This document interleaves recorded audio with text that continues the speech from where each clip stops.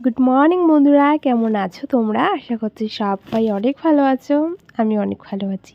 সকালের যা সমস্ত বাসি কাজ ছিল সেগুলো আগে আগে সেরে নিয়েছি। আজ ভাবছি এই পর্দাগুলো ধুয়ে দিব।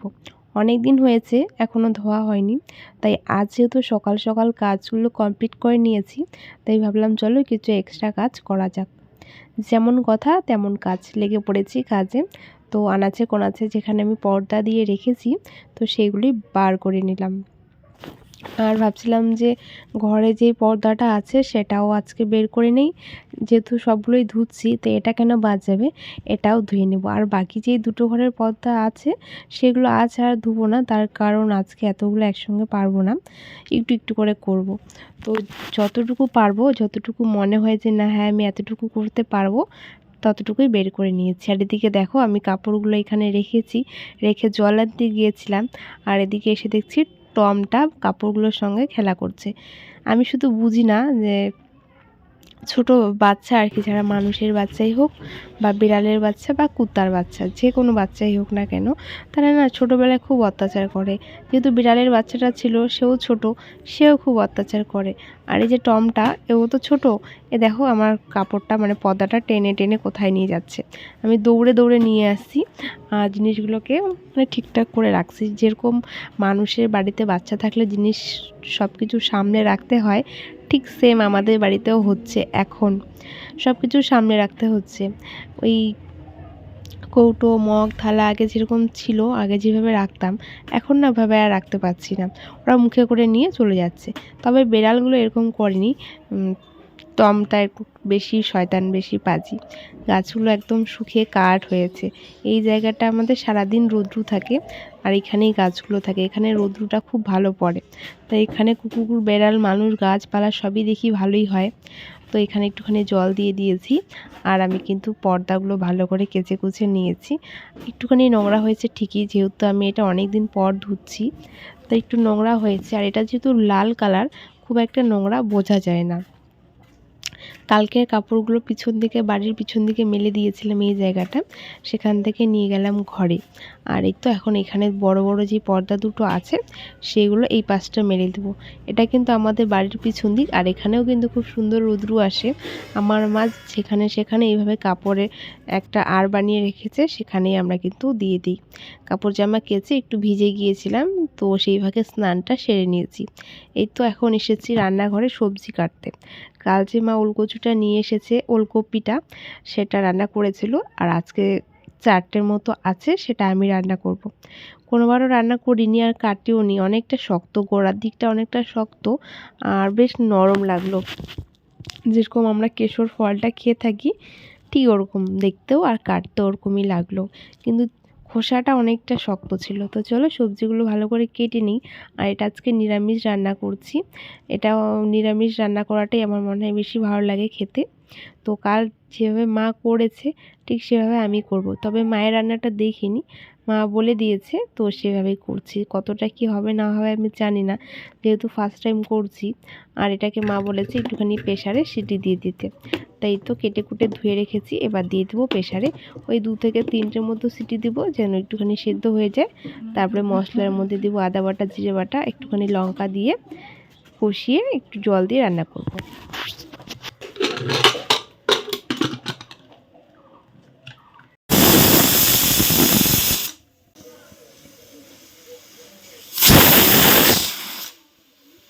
আমার কিন্তু দেখো সেদ্ধ করা হয়ে গিয়েছে। ফোড়নে দিয়েছি একটুখানি জিরে আর তেজপাতা। তো এই সবজিটাকে দিয়ে দিয়েছি, আর একটুখানি দিয়েছি লঙ্কার গুঁড়ো, হলুদ, লবণ। আর এই যে মশলাটা পেস্ট করে রেখেছি সেটা দিয়ে দিলাম। যেহেতু সবজিটা অল্প আর মশলা একটুখানি ছিল, অল্প মশলা পেস্ট করতে খুব ঝামেলা হয়, তাই একটু লঙ্কা দিয়েছি যেন পেস্টটা খুব সুন্দর হয়। আর এদিকে দেখো আমি এখন বানাবো কুলের, এটাকে ঠিক আচার বলে না, ওই একদিনে বানিয়ে একদিনে খাওয়ার মতো চাটনি টাইপের, সেটাই বানাবো। এটা অনেকেই বানিয়ে খায়, তো আমিও আজকে বানাবো। অনেক দিনে কুল আমাকে দিয়ে গিয়েছিল, কুলগুলো সে বিছানার নিচে ছিল, তো সেইগুলোই আমি আজকে দেখলাম, তো ভাবলাম চলো বানিয়ে নিই। তো আমার তো রান্না কমপ্লিট। তো সবজিগুলো একটা গামলার মধ্যে রেখে দিচ্ছি। প্রথমে ভেবেছিলাম যে এই কড়াইটার মধ্যেই বানাবো, তারপরে এটা যেহেতু খুব বড়, তাই আবার ছোটো কড়াইয়ের মধ্যেই বানাচ্ছি।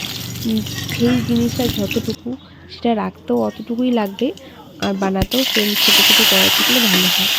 দেখো আমি বসিয়ে দিয়েছি, এখানে ফোড়নে দিয়েছি 5 ফোড়ন আর লবণ হলুদ আর কিছু না, আর এখানে দিয়ে দেবো যেহেতু মিষ্টি খাই, এখানে একটু মিষ্টিটা যেহেতু এটা খুব টক ছিল ফুলটা, তো একটুখানি গুড় ছিল, সেই পিঠে বানানোর গুড়টা রেখে দিয়েছিলাম তুলে, সেই গুড়টা দিব আর তার সঙ্গে একটুখানি চিনি দিব। আমি এখানে কোনো রকম জল অ্যাড করিনি, তার কারণ এখানে যে গ্রেভিটা আছে, যে ফুলের রসটা আছে বা চিনি থেকে যে জলটা ছাড়বে সেটা দিয়ে কিন্তু আমার হয়েছে, আমি কোনো রকম জল দিইনি। খেতে দারুণ হয়েছে, বানানোর সঙ্গে সঙ্গে একটা এমন সুন্দর গন্ধ বেরিয়েছে যেন মনে হচ্ছে আচার বানাচ্ছি। ড্রেসিং টেবিলের সামনে কাপড়ের নিচে।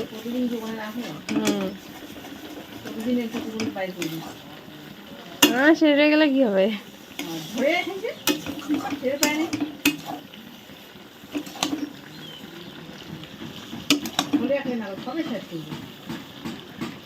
মানুষ খেলেই বরং অল্প খাবে, অল্প নিবে না।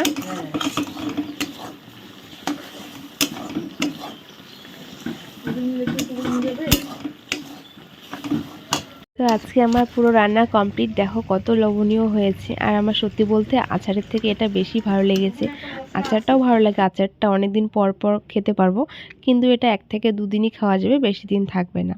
তো এদিকে দেখো রান্নাবান্না করে খাওয়া দাওয়া করে ওই ঘরের কাজ মোটামুটি গুছিয়ে রেখে এখন সন্ধ্যা হয়েছে। এখন যেহেতু আস্তে আস্তে দিনটা বড় হচ্ছে, তাই সন্ধ্যা সেরকম একটা হয়নি, তবে 5:30 6টা বাজে। তো এইদিকে এখন এই তো পর্দাগুলো লাগিয়ে নিচ্ছি। এইগুলো না যতক্ষণ না ঘরে লাগাইনি, ঘরটা খুব খারাপ লাগছিল দেখতে। তো এগুলো লাগালে একটুখানি ভালো লাগে দেখতে। আর আজ যেহেতু এগুলো খুলেছি, ঘরটা একটা কেমন ফাঁকা ফাঁকা লাগছিল। তারপরে আর কি জানালায় লাগিয়ে দিয়েছি, জানলার মধ্যে। এবার দরজার মধ্যে লাগাবো। তো দরজার মধ্যে লাগানোর আগে এই যে কাজটা, মানে রিংগুলো লাগানো, এটা কি একটা বিরক্তকর কাজ, আমার এত বিরক্ত লাগছিল আর কি বলবো। তবুও জোর জবরদস্তি লাগিয়েছি, যেহেতু খুলেছি আমি, তো আমাকেই লাগাতে হবে। তো আর দুটোর মতো ছিল, তো কষ্ট মষ্ট করে লাগিয়ে নিয়েছি। এবার এটাকে পর্দার মধ্যে লাগিয়ে দেব, সরি দরজার মধ্যে পর্দাটা লাগিয়ে দেব। একটা চেয়ার বের করে নিয়েছি, তার কারণ আমি তো খুব লম্বা, আমার দ্বারা আর হচ্ছিল না। আর খোলার সময় যে টুলটা ব্যবহার করেছি সেটা এখন আর হচ্ছে না, তাই একটা চেয়ার নিয়েছি। এবারে তো ভালো করে টান টান করে বেঁধে দিচ্ছি, তার কারণ এখানে স্প্রিংটা ছিল না, এটার স্প্রিংটা নষ্ট হয়েছে, তাই এখানে একটা ভালো করে তারের সাহায্যে পর্দাটাকে সেট করে দিয়েছি। তো এবার ঘরটাকে পরিপূর্ণ লাগছে। সত্যি কথা বলতে ঘরবাড়ি যেরকমই হোক, যদি একটু সাজিয়ে গুছিয়ে রাখা যায় তবে কিন্তু দেখতে ভালোই লাগে। তো আমার পুরো পর্দা লাগানো কমপ্লিট। আর দেখো মশারিটা পড়ে গিয়েছে যখন চেয়ারটা নিয়েছি। আর এই চেয়ারের যত ফাঁকা করে রাখি ততই কাপড় হয়ে থাকে। তো আর কোনো কাজ নেই, মোটামুটি কাজ কমপ্লিট। টুকটাক কাপড় জামা তো রোজকার থাকেই, ধোয়াধুয়ি ভাঁজ করা, সেগুলোই টুকটাক করে নিচ্ছি। আর এদিকে দেখো বিড়ালটা আমার সঙ্গে খেলা করছিল, মানে ঘরে বাইরে যেখানে সেখানেই। আসলে পশুকে ভালোবাসলে এরকমই হয়, এগুলো সব ভালোবাসা থেকে আসে, নয়তো বা হতো না এরকমটা। কখনই মার দিয়ে বা ধাওয়া দিয়ে ওদেরকে তাড়িয়ে দিতাম। তো দেখো এদিকে মায়ের আজকে দুটো মাত্র শাড়ি ছিল, সেটাই ভাঁজ করে নিয়েছি। আর আমার সেরকম কিছুই ছিল না। আর এখন মায়ের একটা নাইটি, সেটাই ভাঁজ করে রাখবো। টুকটাক জামা কাপড়গুলো ছিল সেগুলোই ভাঁজ করে রাখছি। রোজকার কাজগুলো রোজ এইভাবে গুছিয়ে গুছিয়ে করে নিলে ঝামেলাটা খুব কম হয় আর চাপটাও কম হয়। যেমন ধোয়াধুয়ি, গুছানো, একবারে অনেক কাপড় জামা ধোয়ার পর একবারে সবগুলি গুছিয়ে রাখতে হয়। আজ ধোয়াটা খুব কম ছিল, তাই গুছাতেও খুব কম লাগছে।